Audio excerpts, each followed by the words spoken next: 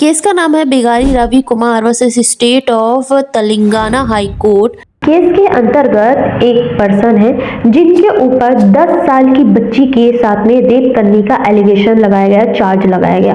POCSO के अंतर्गत case file किया गया। चार्जेस लगाने के बाद देखा गया कि जो पर्सन है उनके ऊपर तो चार्जेस लगाए गए, तो उन्हें अरेस्ट कर लिया गया।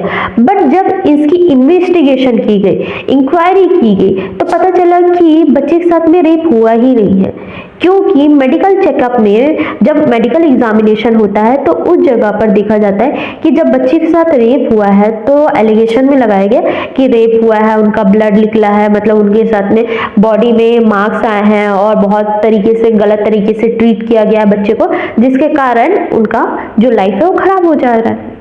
तो जब मेडिकल एग्जामिनेशन होता है रेप विक्टिम का, मतलब 10 साल की बच्ची का, तो ऐसा कुछ हुआ ही नहीं। ब्लड के कोई सैंपल थे ही नहीं, उनके साथ में ऐसा कोई फिजिकल एक्टिविटी हुई है नहीं बच्चे के साथ में, और बच्चे को कोई चोट भी नहीं आई है। जब वह बच्ची के साथ में रेप हुआ ही नहीं है तो ये केस फाइल कैसे हुआ?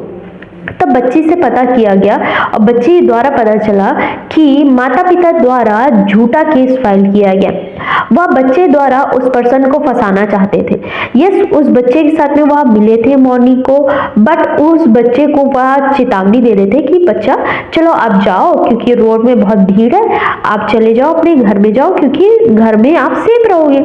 इतनी ही बात हुई थी। और उसके बाद माता पिता ने झूठे तरीके से एक विक्टिम को तैयार किया, उन्हें डराया, धमकाया और अपनी बच्ची से झूठा बयान लिखवाया और यह केस फाइल किया। और तेलंगाना हाई कोर्ट ने चेतावनी दी है उस पेरेंट्स को जो आपने अपने बच्चे के साथ में पॉस्को और आईपीसी के रेप के चार्जेस जो उस पर्सन पर लगाए। सबसे पहले तो उस बच्ची की एज है 10 साल और आपने झूठे तरीके से एक विक्टिम को तैयार किया, और वो भी एक 10 साल की बच्ची, और उसके मेंटल हेल्थ के साथ में आपने खिलवाड़ किया है, क्योंकि आपने ऐसी माइंड उस पर डेवलप कर दी है जो वह किया ही नहीं गया है, उनके साथ में गलत किया है। और केस के अंतर्गत सबसे पहले तो उस केस में जो पर्सन के ऊपर चार्जेस लगाए थे उसे हटा दिया गया।